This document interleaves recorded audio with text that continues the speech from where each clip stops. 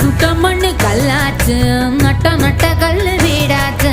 நச்சு நச்சு பட்ட நம்ம பொழப்புதான் பச்சை மண்ணா போச்சு.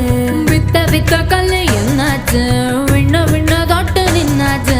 மண்ணு குழி போல நம்ம பரம்பரை பள்ளம் ஆகி போச்சு. ஐயனாரு சாமி அழுது தீத்து பார்த்தோம், சொரண கெட்ட சாமி சோத்ததான கேட்டோம். காலவாச கங்கு போ